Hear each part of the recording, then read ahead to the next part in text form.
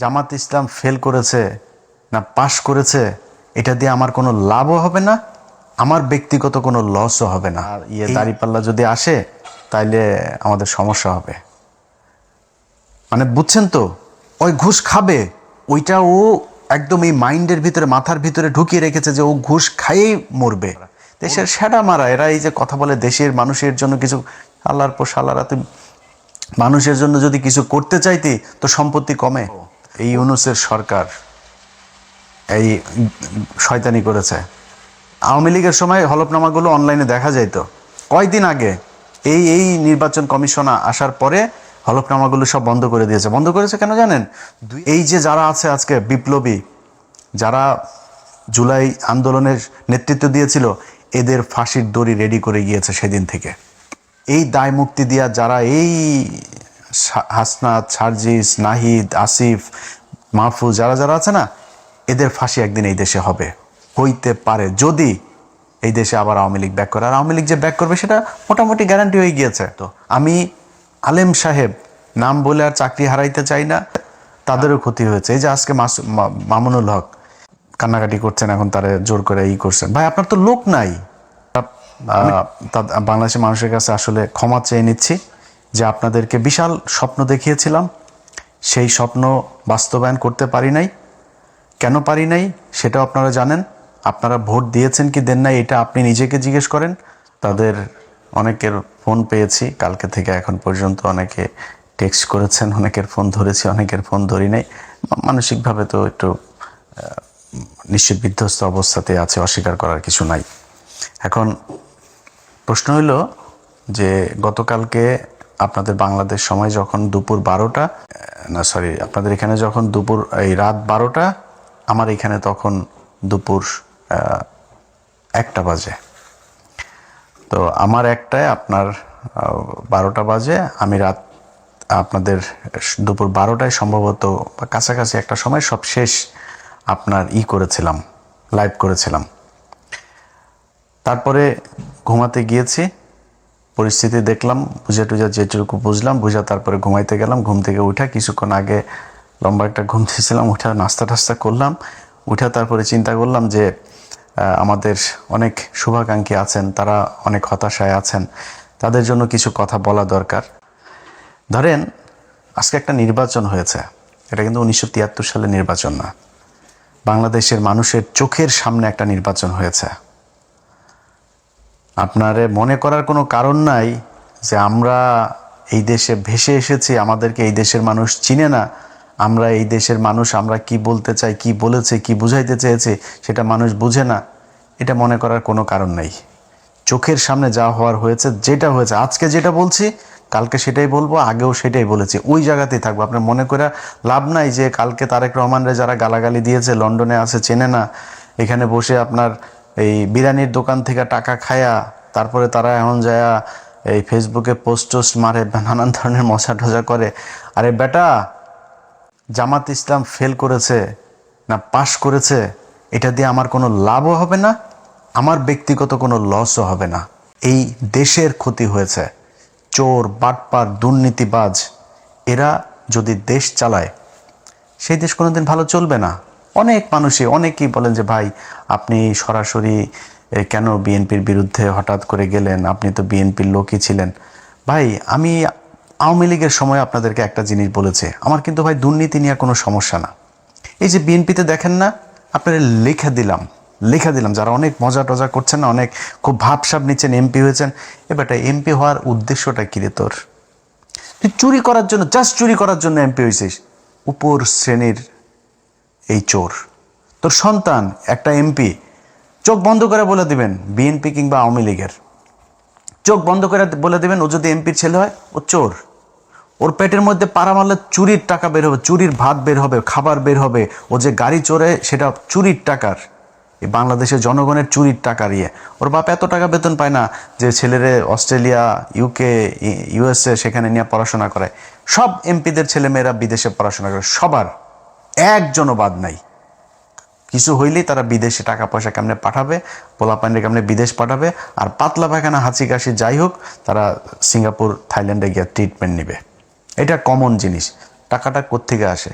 না, চোর বাংলাদেশে এই চুরি করে তারপরে রাজনীতি করে, কিন্তু এটা নিয়ে কিছু বলতাম না, কারণ চুরি করে আপনি যদি নাকি এখন থামাইতে যান এটা থামাইতে পারবেন না, বা এটা একদম ইস্টাবলিশ হয়ে গিয়েছে যে এরা চুরি করবেই, এটা এইভাবেই চলবে। কালকে একজনকে আমি বলছিলাম যে আমি ভাবি সালাম, এই ভাই তো ভোটটা দিবে না দাঁড়িপাল্লায়, আপনি কিন্তু দিবেন। তো উনি এই ইয়ের বলল, ওনার হাজব্যান্ড আমার আবার বলল যে কয় ভাই আমরা দাঁড়িপাল্লায় ভোট দিতে পারবো না, এটা আমাদের এই উপরের একটা হয়েছে, সিদ্ধান্ত হয়েছে যে আমরা এই দাঁড়িপাল্লায় ভোট দিব না, ধানের শীষ। আমি বললাম ভাই কেন এটা এত হলেন? কয় না ভাই আমরা এটা যদি তার দাঁড়িপাল্লা যদি আসে তাইলে আমাদের সমস্যা হবে। মানে বুঝছেন তো, ওই ঘুষ খাবে, ওইটা ও একদম এই মাইন্ডের ভিতরে, মাথার ভিতরে ঢুকিয়ে রেখেছে যে ও ঘুষ খাইয়েই মরবে, ওর ঘুষ দিয়েই চলতে হবে, ও সৎ হবে, এই চিন্তা ভাবনা ওর মাথার ভেতরে নাই। এ নাকি তার আরও ঊর্ধ্বতন কিছু অফিসার সহ নাকি তারা এই করেছে, না জামাত ইসলামরা আসতে দেওয়া যাবে না। এই হয়েছে গিয়া মানে বাংলাদেশের অবস্থা। এই জায়গা থেকে আপনি রাতারাতি চলে আসবেন এটা সম্ভব না।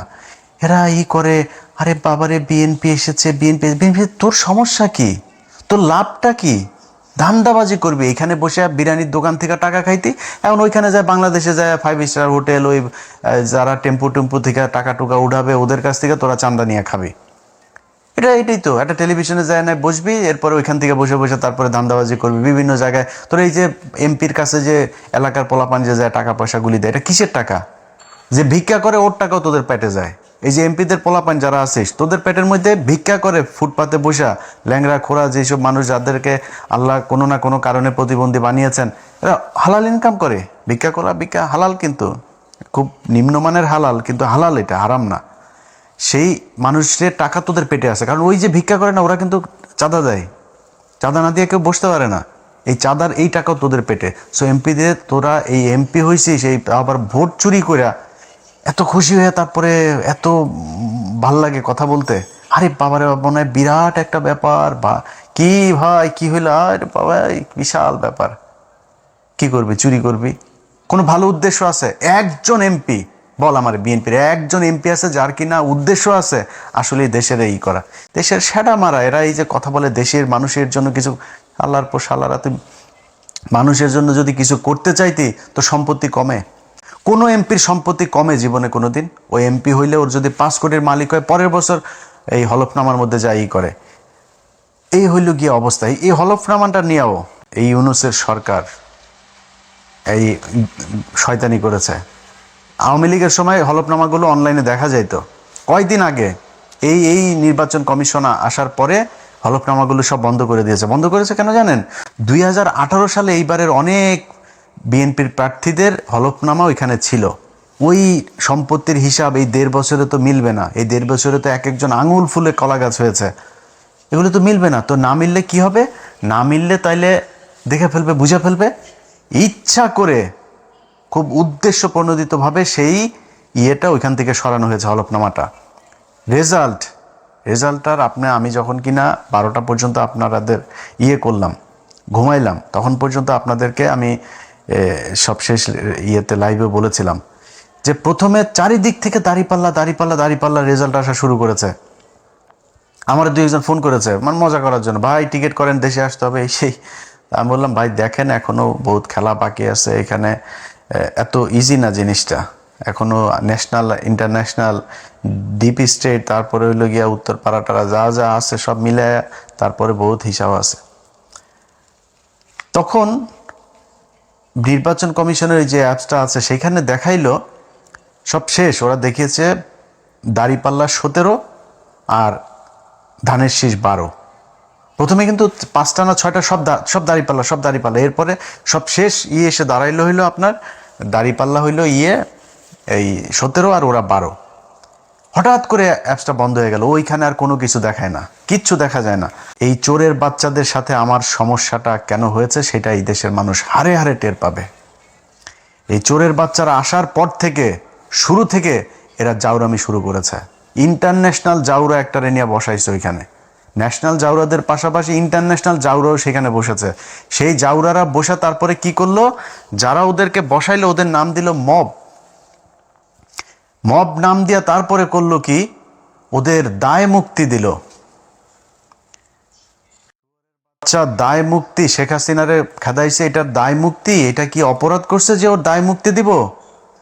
হিটলারের দেশে দায় মুক্তি দেওয়া হয়েছিল, মুসলিনের দেশে দায় মুক্তি দেওয়া হয়েছিল, কয়েকদিন আগে সিরিয়াতে হয়েছে, দায় মুক্তি দেওয়া হয়েছে। জীবনে কোনোদিন কোনো বিপ্লবে দায় মুক্তি দেওয়া হয়? দায় মুক্তি দিলে কি হয়, এটা বাংলাদেশেই উদাহরণ আছে। জিয়াউর রহমান ইনডেমনিটি দিয়ে গিয়েছিলেন, এই আপনার ইনডেমনিটিটা যদিও মুস্তাকের সময় দেওয়া হয়েছিল, সে এক্সটেন্ড করেছিল, সে ওইটারে উজ্জ্ব করে নাই, কিন্তু ইনডেমনিটি দেওয়া হয়েছিল যে 15ই আগস্টে এটা নিয়ে কোনো বিচার করা যাবে নাই, সেই বিচার হয় নাই। আজকে যে দায় মুক্তি দেওয়া হয়েছে, এই দায় মুক্তি দিয়ে ইউনূস প্রমাণ করে গিয়েছে যে এরা অপরাধ করেছে, এই অপরাধের বিচার করা যাবে না। আমি অপরাধ করি না, আপনি দায় মুক্তি দিবেন কেন? যেদিন দায় মুক্তির কথা বলা হয়েছে, দায় মুক্তি অধ্যাদেশ যেদিন জারি করা হয়েছে, সেদিন এই যে যারা আছে আজকে বিপ্লবী, যারা জুলাই আন্দোলনের নেতৃত্ব দিয়েছিল, এদের ফাঁসির দড়ি রেডি করে গিয়েছে সেদিন থেকে। এরা আইসা এখন সুশীল সাজে। একদম শুরুতেই মাহমুদুর রহমান যখন দেশে গেল, মাহমুদুর রহমান দেশে যাবে, তারা মাহমুদুর রহমানের 3-4 দিন দেশে জেলে থাকতে হইল। ওনারা আইন মেনে, তারপরে তুই কোন আইন দিয়া রে উপদেষ্টা হয়েছিলি আমারে বলতো, কোন আইন তোরে শেখ হাসিনারে দেশ থেকে বার করাইলি? শেখ হাসিনার সংবিধানে কোনো অসাংবিধানিক, কোনো অনির্বাচিত সরকারের কোনো অস্তিত্ব আছে? সেই সংবিধানের উপরে বসে তোরা চুপ করে রেখে দিছিস, তোরা আসিস এদের বিরুদ্ধে দায় মুক্তি অধ্যাদেশ দেশ। এই দায় মুক্তি দিয়া আমি আজকে আমার মানে আল্লাহ কতদিন বাঁচিয়ে রাখবে সেটা জানি না, সারা জীবন তো বেঁচে থাকবো না। আমার মৃত্যুর আগে হোক আর পরে হোক, আপনাদের একটা জিনিস বলে গেলাম, এই দায় মুক্তি দিয়া যারা এই হাসনাত, সার্জিস, নাহিদ, আসিফ, মাহফুজ, যারা যারা আছে না, এদের ফাঁসি একদিন এই দেশে হবে, হইতে পারে যদি এই দেশে আবার আওয়ামী লীগ ব্যাক করে। আর আওয়ামী লীগ যে ব্যাক করবে সেটা মোটামুটি গ্যারান্টি হয়ে গিয়েছে। আওয়ামী লীগ আপনি রাজনীতি এই দেশে করতে দিবেন, রাজনীতি করতে দেওয়ার পরে মনে করেন 10-15 বছর পরে আওয়ামী লীগ আসলো, আপনাদের এই বিচার করবে না? বিচার তো করার জন্য আপনি সুযোগ দিয়েছেন, আপনি বলেছেন আপনি অপরাধ করেছেন, সেটার দায় মুক্তি দেওয়া হয়েছে, দায় মুক্তি অধ্যাদেশটা বাতিল করে দিল। কি করবেন? 15ই আগস্টের ঘটনায় সব কটার ফাঁসি দেওয়া হয়েছে না? এই একই দায় মুক্তির অধ্যাদেশ করা হয়েছিল তো, তাই না? এই ইনডেমনিটি দিয়েই তাদের বাঁচিয়ে রাখা হয়েছিল, দেশ থেকে বের করে দেওয়া হয়েছিল। তারপরে জিয়াউর রহমান যদি সেদিন এই বিপ্লবীদেরকে দেশে রেখে তারপরে যদি সরকার পরিচালনা করত, সেই বিপ্লবী সরকার দিয়ে যদি পরিচালনা করতো, তাহলে জিয়াউর রহমানেরও মরতে হইতো না। জিয়াউর রহমান এই একই পাকনামি করে তারপরে তাদেরকে, মেজর ডালিম যিনি এখন বাইরে আছেন, যদি আধা ঘন্টা তার সাথে কথা বলেন, তাহলে 29.5 মিনিট জিয়াউর রহমানের গালাগালি করে উনি। কারণ এই দেশ তারা বাঁচিয়ে গিয়েছেন, এই বীর যোদ্ধাদেরকে আমাদের দেশের মানুষ সম্মান করতে পারে নাই, এই জন্য আজকে দেশের এই অবস্থা। আপনারা এখন দাঁত কেলায়া তারপরে হাসেন, আরে বাবারে বাবারে বাবা, কত নির্লজ্জ হইলে একটা মানুষ। আরে একটা মানুষ জানে না আমরা কারা, আমরা কি কথা বলি আমরা জানি না? যে বিএনপি যদি 15 বছর সুযোগ পায়, তাহলে আওয়ামী লীগের চেয়ে ভয়ঙ্কর অবস্থা ধারণ করবে দুর্নীতির দিকটা। খালি জিয়া পরিবারের প্রতি সম্মানটা কেন? জিয়া পরিবারের প্রতি সম্মান একটাই কারণ, সেটা হচ্ছে যে ভারতের বেলায় তারা এই ভারত তার বাবাকে মেরেছে, ভারত তার মাকে মেরেছে, হইতে পারে এই ভারতের হাতে তারও মৃত্যু হবে।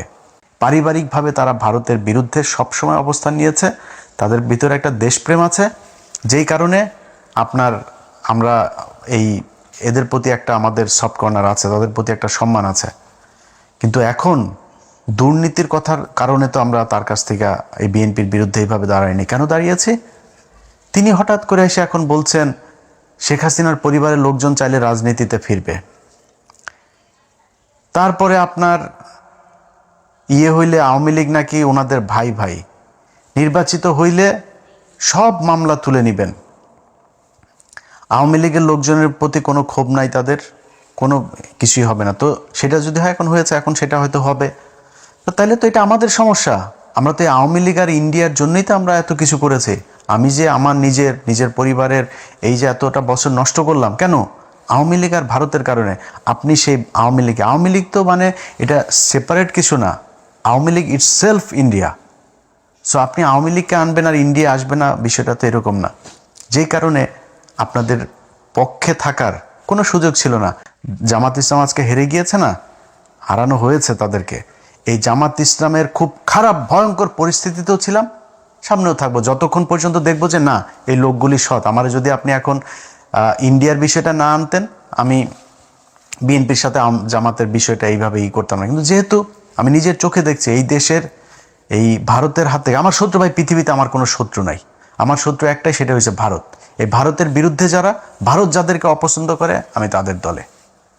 সো তারা স্পষ্ট অবস্থান নিয়েছে, তারা সরাসরি বলেছে যে খালেদা পুত্র ভারতের সাথে সমঝোতা করে দেশে ঢুকেছে। তাদের পত্রিকা নিউজ করেছে। কয়েকদিন আগে তাদের এক মিলিটারি অফিসার, খুব ঊর্ধ্বতন অফিসার, রিটায়ার্ড, সে বলেছে যে যেদিন বলেছে যে দিল্লি না ঢাকা, ঢাকা ঢাকা, দিল্লি না পিন্ডি, ঢাকা ঢাকা ঢাকাই, ঢাকা না পিন্ডি, ঢাকা ঢাকা, এটা যেদিন বলেছে সেই দিনই বিএনপি শেষ হয়ে গিয়েছে, সেদিনই বিএনপি ভারতের পক্ষে চলে এসেছে।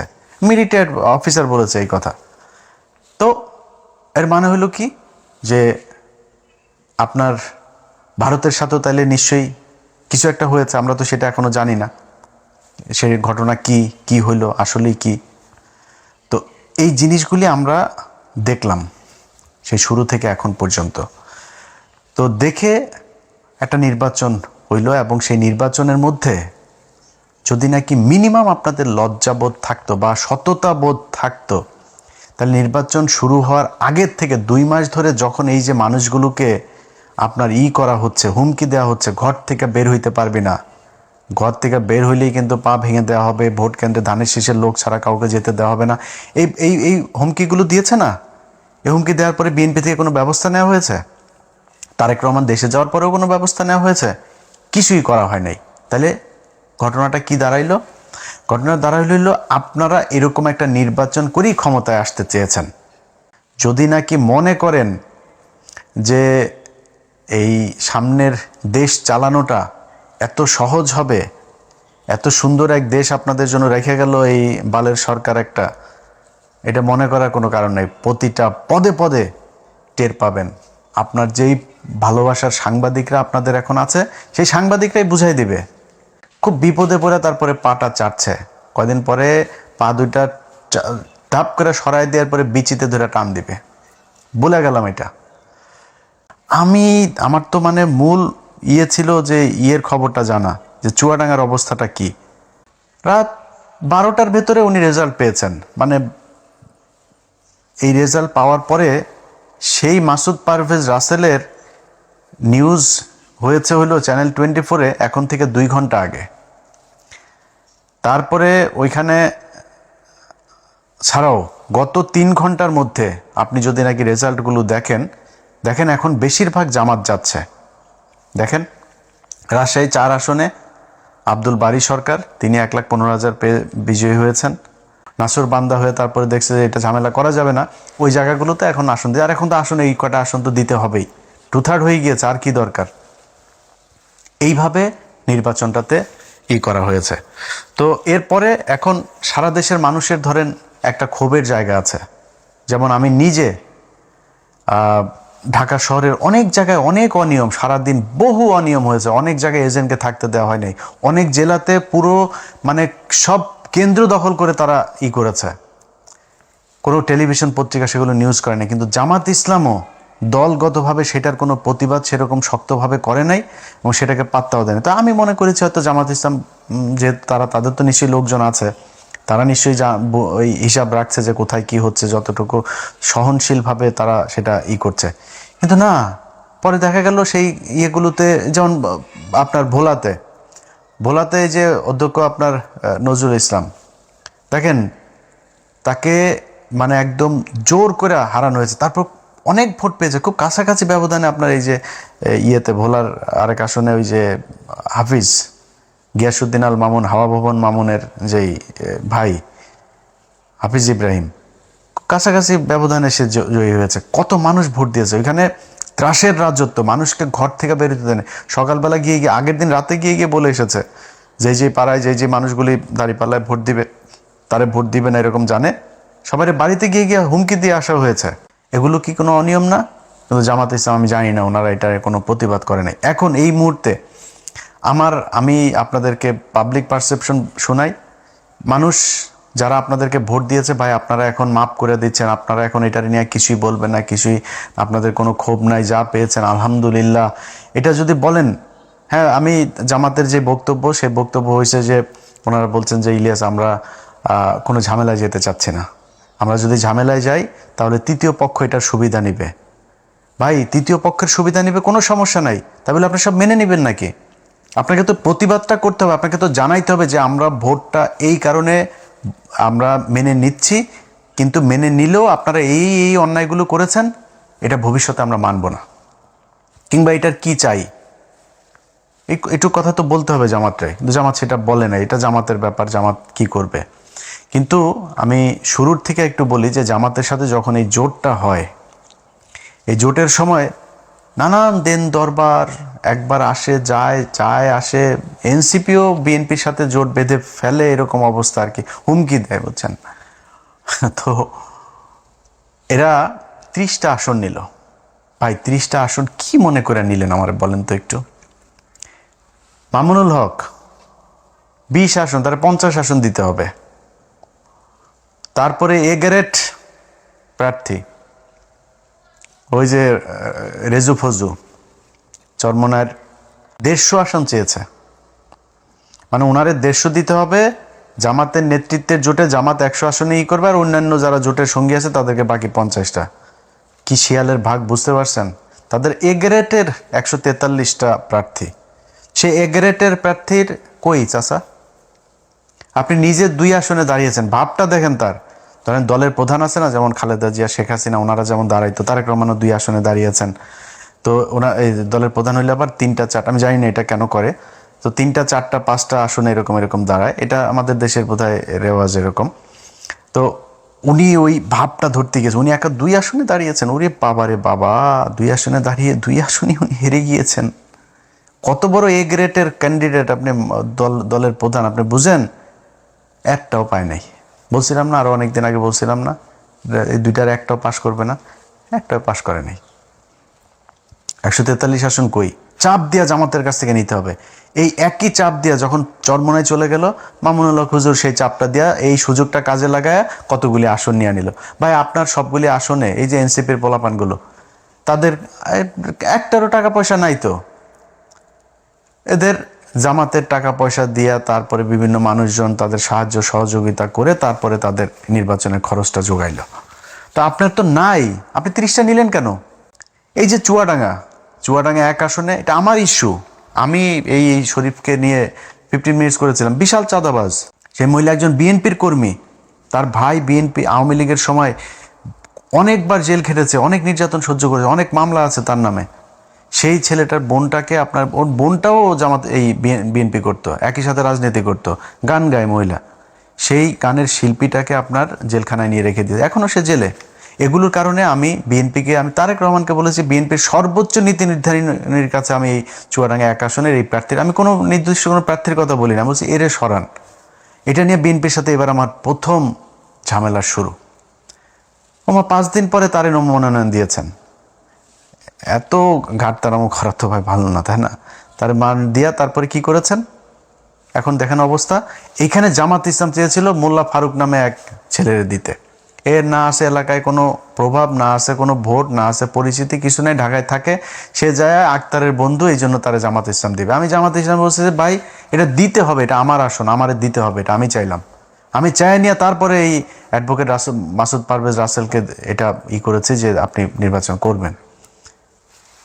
বিশাল ব্যবধানে জিতেছে সেখানে চুয়াডাঙ্গা 2টা আসনই জামাত পেয়েছে, সেখানে নিয়ে দেওয়া হলো। ওখানে যদি ওই ছেলের দেওয়া হইতো 100% সে হারতো।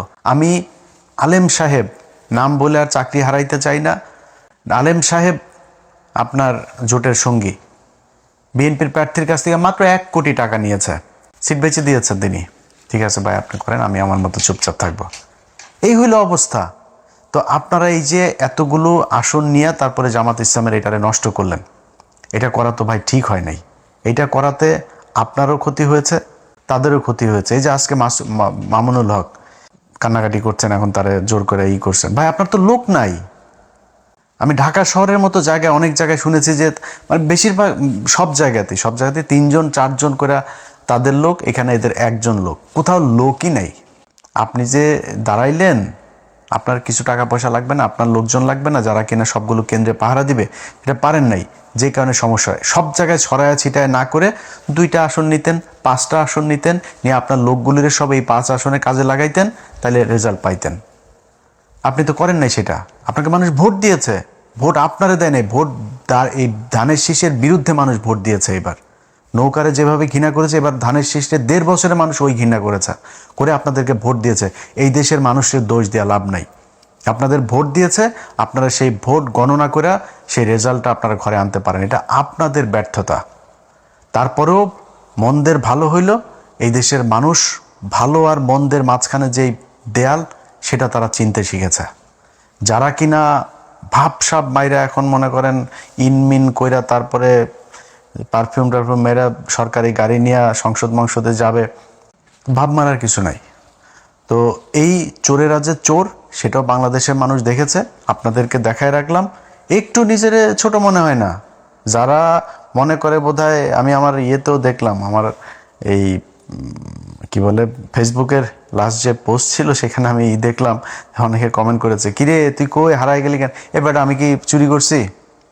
আমি চোর, আমি কেন লজ্জা পাবো রে? আমার লজ্জা পাওয়ার কি আছে? আমার মানুষ ভোট দিয়েছে, তোরা চুরি করেছিস, ভিডিও আছে সব জায়গার। মনে করেন যে আপনারা এখন ওনারা বলতে পারে যে ভাই সব জায়গাতে হয় নাই, সব জায়গাতে হয় না, এটা আপনারা বললো আগে। প্রতিটা আসনে হয়েছে, ইচ অ্যান্ড এভরি কনস্টিটিউয়েন্সি, কিন্তু যেটা হয়েছে কোনো জায়গায় কম হয়েছে, বেশি হয়েছে। এখন আপনি মনে করেন যেই জায়গাগুলোতে আপনারা করলেন, দেখলেন, আপনার দল থেকে বলা হয়েছে যে এই জায়গায় আমরা চুরি করে জিতছি, ভাই এই জায়গায় চুরিটা একটু বেশি হয়ে গেছে, আরবার নির্বাচন করব, বলছেন নাকি এখন পর্যন্ত? এই যে 2-3 মাস ধরে আপনার হুমকি দেওয়া হচ্ছে, ভোট কেন্দ্রে যাইতে দিবে না, ভোট কেন্দ্রে গেলে হাত পা গুঁড়া করে দিবে, তাদের বলা হয়েছে নাকি এই তোমার দিব না, নির্বাচন করতে দিব না?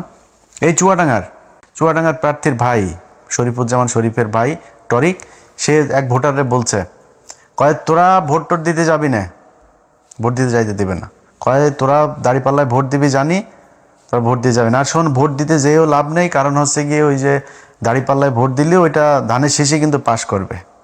এটা হয়েছে, এইভাবেই নির্বাচনটা হয়েছে। তা আমরা লজ্জা পাবো কেন রে? তোরা চুরি করছিস, চোর, এমনিতে কয়দিন পরে চুরি করবি, ভোটে আসছিসও চুরি করা। একমাত্র যারে কিছু বলি নাই এখনো পর্যন্ত, সেটা হলো তারেক রহমানের প্রতি আমাদের 2 দিন আগের ভিডিওতে বলেছি যে ওনার প্রতি একটা প্রত্যাশা এই দেশের মানুষের এখনও আছে। উনি দেশ কেমন চালাবেন আমরা জানি না, আশা করি উনি ভালো কিছু করবেন, অন্তত ভারতের ওই ফাঁদ থেকে তিনি বের হয়ে আসবেন। দুর্নীতি তারেক রহমান আপনি নিজে চাইলেও ঠেকাইতে পারবেন, ওইটা আপনার সম্ভব না, কারণ আপনার দলের মোটামুটি সবই চোর, আপনি ওইটা ঠেকাইতে পারবেন, ওইটার সমস্যা নেই, ওইটা আমরা মাইন্ড করি না। আপনি করবেন, ভারতের বিষয়টা একটু মাথায় রাখেন, এইটা আপনার কাছে অনুরোধ থাকলো, তাইলে আপনার বিরুদ্ধে কখনোই কিছু বলবো না। যে জামাত ইসলামের কোনো লোকের দিয়া, মানে হইতে পারে একটা জামাত ইসলামের লোক ওই একজনের আপনার পরকিয়া করতে গিয়ে ধরা পড়ে নাই, জামাত ইসলামের লোক খারাপ করতে মানে শয়তানে তারা ধরবে না, এটা করে, কিন্তু একজনের পরকিয়া করতে যায় ওই নেতা জামাত ইসলামের জীবনে আসা কোনোদিন আর কোনো পথ পাবে না। ধান্দাবাজি করবে, চান্দাবাজি করবে, টেন্ডারের টাকা মেরে খাবে, দলের টাকা মেরে খাবে, সরকারের টাকা মেরে খাবে, জীবনে কোনোদিন দলে এসে সে চান্স পাবে না। শিবিরের কোনো ছেলে যায় ইপটিজিং করেছে, কোনো মেয়ের সাথে যায়, ইসলামী ছাত্রী সংস্থার এক মেয়ের সাথে যায় প্রেম করেছে, 2টাই বহিষ্কার দল থেকে, এটা সম্ভব না। কিন্তু আপনার অন্য দলের ক্ষেত্রে সেটা একদম খুব নর্মালি এই জিনিসগুলো নিয়ে যাওয়া হয়, যেই কারণে তাদের প্রতি একটা ভালোবাসা থাকবে সবসময়। বিশ্বাস করি জামাত ইসলামকে যদি আল্লাহ সুযোগ দেয়, জামাত ইসলাম এই দেশে ক্ষমতায় আসবে, এবং যেদিন ক্ষমতায় আসবে সেদিন এই দেশের চেহারা পাল্টে যাবে, এবং সেইটা বাংলাদেশের মানুষ এইবারই চেয়েছিল, হইতে দেওয়া হয় নাই। সময় আছে, সামনে হবে, না হইলেও সমস্যা নাই। যদি 10,000 বছর না হয় সমস্যা নাই তো। আমি কি মানে আমার চোখের সামনে আমি মানে জল করে আমার যদি আপনি দাঁড়িপাল্লার ধানের শীষ দাঁড় করায় দেন, হয়তো এখন যেভাবে বলি এভাবে বলতাম না, আমি জীবনে ভোট দিতাম নাকি ধানের শীষের। আমি মানে 2টারে যদি আপনি এক জায়গায় আমার বলেন যে 2টার কারে ভোট দিবা, আমি দিব, কারণ গত 1.5 বছরে তো আমরা দেখলাম আপনাদের প্রতি যে ভালোবাসা ছিল। এই 1.5 বছরে আপনারা এত তাড়াতাড়ি যে অমানুষ হয়ে যাবেন, চাঁদাবাজ হয়ে যাবেন, এটা তো বুঝতে পারি নাই ভাই। কয়দিন আগে জেল খেটেছেন, এই নির্বাচনে আজকে এমপি হবেন, এটা চিন্তা করেছেন? অনেকের জেলখানায় ফাঁসি হইতো। এইটুকুতেই ভাই সন্তুষ্ট হওয়া দরকার ছিল। আপনি জামাত ইসলামেরকে হারানোর কিছু আছে নাকি রে ভাই? জামাত ইসলাম কি যায় দলে যায় চাঁদা খাবে? জামাত ইসলাম ওইখান থেকে যায় ইনকাম করবে? জামাত ইসলাম যেইটা করতো জামাত ইসলাম এখন ওইটাই করবে। জামাত ইসলাম হারানোর কিছু আছে? ওরা এই গত 15 বছরে যে নির্যাতন সহ্য করেছে, ওদের আবার কি? ওদের তো নিষিদ্ধ করে রাখা হয়েছিল, একদম নিষিদ্ধ জঙ্গি গোষ্ঠীর মতো আচরণ করা হইতো ওদের সাথে। সেই দলটা আজকে যেখানে এসেছে, এটা ওদের জন্য বিশাল ব্যাপার। এনাফ ওদের জন্য। ওরা কিছু হারায় নাই, এই দেশের মানুষ হারিয়েছে। মামুনুল্লাহ হুজুর, আপনি যে আজকে এমপি হওয়ার জন্য যে তোড়জোড়টা করছেন না, আপনি এই জেলখানায় যারা আপনার পা ধুইয়া দিত, নিজের বাসা থেকে খাবার নিলে নিয়ে আপনারে দিয়ে আসতো, আপনার ভোর রাতে উজু করার জন্য যা পানি নিয়ে আসে দিত, সেই মানুষগুলো এখনও জেলখানায় আছে হুজুর। খোঁজ নেন নাই আপনারা। 1.5 বছর আপনি এই আফগানিস্তান ঘুরতে যান, জেলখানার মানুষগুলোরে ছাড়াইতে পারেন নাই। এটার নাম জেহাদও না, এটার নাম ইসলামও না, আপনারা করেন নাই। তো যে দুইটা জিনিস বললাম, আমার বাংলাদেশের যত প্রভাবশালী, এটা সেনাপ্রধান হোক আর ইউনূস হোক, আসিফ নজরুল হোক, সবার সাথে আমার গ্যাঞ্জাম বেঁধেছে দুইটা জিনিস নিয়ে। সেটা হলো বিডিআরের এই লোকগুলোকে, এটা কেন জানি মায়া লাগে এদের জন্য। এখন কী বলবো বলেন? আরে আলেম এই দুইজন আর আরেকটা জায়গা আছে, সেটা হইলো যে ওই যে ফেনীতে 16 জন মানুষ কন্ডেম সেলে পড়ে আছে, তাদেরকে এই বনোজ কুমার একদম আপনারা তদন্ত করেন আবার আপনার মতো। আমি আমার মতো তদন্ত করেছি, 15 মিনিটস করেছি, সেখানে দেখিয়েছি সেগুলো কি হয়েছে। যদি পারেন ওই মানুষগুলোরে একটু ছেড়ে দিন। আর আরও কিছু জিনিস আছে, এই যে প্রথম আলোর ঘটনায় কিছু মানুষকে এখানে জেলখানায় নেওয়া হয়েছে, এই মানুষগুলোর ছেড়ে দিন। এই মানুষগুলোর কেউ এটার সাথে জড়িত না, আমার নামে মামলা দিয়ে রাখেন। এই মানুষগুলোর এখানে তারা ফেসবুকে একটা পোস্ট করেছে, একটা পোস্ট শেয়ার করেছে, সেই কারণে তাদেরকে নিয়ে তারপরে এখন একটা করে তারপরে বিচার করার চেষ্টা করা হচ্ছে। এই খুশিটা প্রথম আলোরে করতে যায় না তারেক রহমান। আপনার আজকে যত সাংবাদিকরা আপনার পায়ের নিচে আপনার জিভ দিয়ে তাদের আপনার পা চাটছে, এরা সবাই আপনার বিরুদ্ধে ছিল, সবাই। এখানে এই বাংলাদেশে এমন একজন সাংবাদিক নাই যে সাংবাদিক, আমি সাংবাদিক খুব ছোট একটা সাংবাদিকের আপনার জন্য এই গত 6 বছরে যতটুকু আমি নিজের ক্ষতি করেছি এটুকু কেউ করে নাই। এই 6 বছর আপনি আজকে আপনারা যেমন কথা বলছি না, এই 6 বছরে এমন কথা বলি নাই কোনো দিন। কারণ আপনারে এই 6 বছরে আপনারা যে নির্যাতন সহ্য করেছেন, এই নির্যাতনের এই সময়টাতে আপনি আমার কিছুই করতে পারতেন না। আপনার বিরুদ্ধে কথা বললে কোনো দিন বলি নাই, কোনো দিনও বলে একটা সিঙ্গেল ওয়ার্ডও আপনি আমার দেখাইতে পারবেন না। আজকে পরিস্থিতির কারণে কিছু সমালোচনা করি, এগুলো নিলে আপনার ভালো হবে।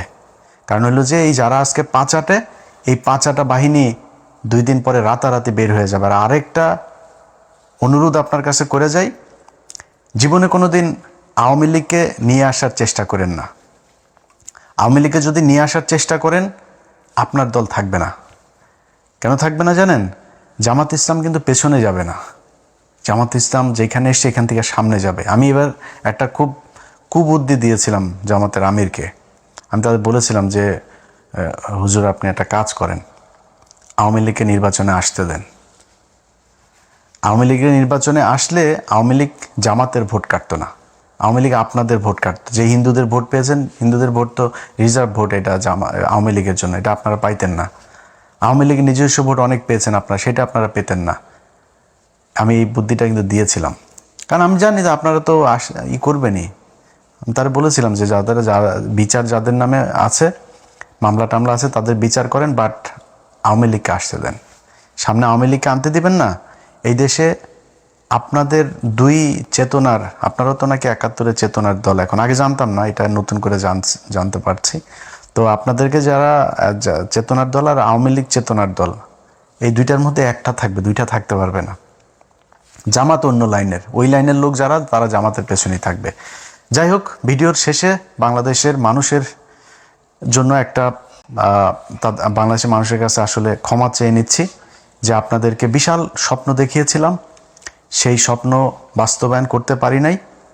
কেন পারি নাই সেটাও আপনারা জানেন। আপনারা ভোট দিয়েছেন কি দেন নাই, এটা আপনি নিজেকে জিজ্ঞেস করেন। আমরা একটা নীরব বিপ্লব দেখেছি এই দেশে। মানুষ জোর করে এসে 6টা থেকে এসে আপনার ভোট কেন্দ্রে এসে দাঁড়িয়ে থেকেছে, মানুষ ঝগড়া করেছে ভোট কেন্দ্রের ভেতরে 8-10 জন বিএনপির ক্যাডারদের সাথে তারা তর্ক করে নিজের ভোট নিজে দিয়ে এসেছে, এগুলো আমরা দেখেছি। সো আপনারা আপনাদের দায়িত্ব পালন করেছেন। আমার আসলে দায়িত্ব তো, আমি তো আর কোনো রাজনৈতিক দল না, আমি মাঠেও নাই।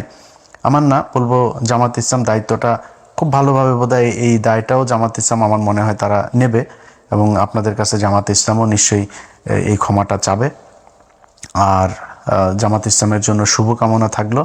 তাদের সততা যতদিন আছে এই সততা নিয়ে তারা বাংলাদেশের মানুষের পাশে থাকবে, এইটাই অনুরোধ থাকবে। আবারও সবাইকে শুভেচ্ছা জানিয়ে, ভালোবাসা জানিয়ে নতুন একটা বাংলাদেশ, যে বাংলাদেশটা অন্তত হাসিনার মতো হবে না, এমন একটা বাংলাদেশ দেখতে চাই। এই বিএনপি তো আজকে হয়তো নির্বাচনের কারণে বিরোধিতা করেছে, তো এই বিএনপি তো আজ থেকে 1.5 বছর আগেও তো তারা আমার খুব আত্মার লোক ছিল, তাই না? এদের মধ্যে অনেক মানুষ এখনও আমাকে ভালোবাসেন। তো তারা দেশ চালাবে, আশা করি হাসিনার মতো সেই জঙ্গি খেলা, সেই ভারতের সাথে স্বামী স্ত্রীর সম্পর্ক, এগুলো যদি না করে তাদের সাথে সম্পর্ক খারাপ থাকবে না মনে হয়। নির্বাচন যদি আবারও আসে 5 বছর পরে, নির্বাচনী প্রতিদ্বন্দ্বিতা করতে গেলে আবারও জামাত ইসলাম যদি নির্বাচন করে, আবারও জামাত ইসলামের পক্ষেই থাকবো। আগে বলে রাখি, এটা আর মনে করেন আমি আবার বিরিয়ানির দোকানের ওই মাল না, কিন্তু আমি ওই মাল টাকা দিয়ে 2 দিন পর পা চাটাইতে পারবেন, আমি ওই জিনিস না।